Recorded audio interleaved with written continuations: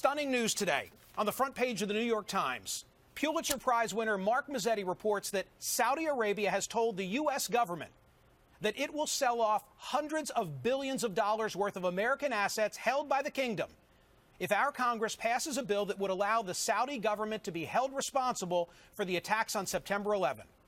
The article states that the Obama administration has been lobbying members of Congress on the side of the Saudis. And this news comes just 4 days before President Obama travels to Saudi Arabia. It raises a concern that I have often spoken about, an inexcusable lack of transparency. Here's what you need to know. The 2004 report of the 9/11 Commission concluded that there was, quote, no evidence that the Saudi government as an institution or senior Saudi officials individually funded the organization of the 9/11 plot.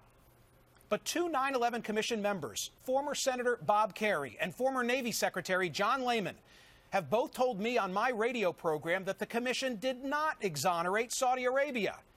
And before the work of the 9/11 Commission, there was a 2002 joint congressional inquiry into the attacks, which were perpetrated by 19 hijackers, 15 of whom were Saudis, as was the mastermind Osama bin Laden.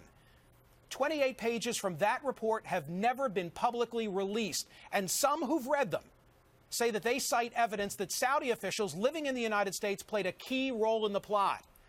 The allegation is that a Saudi government agent named Omar al-Bayoumi provided assistance to 9/11 hijackers Nawaf al-Hazmi and Khalid al-Midhar.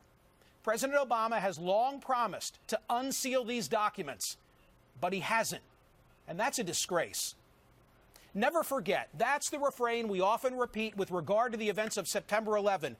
But until there's full disclosure and total transparency about what occurred, the words are an empty promise that are made to the victims and their families.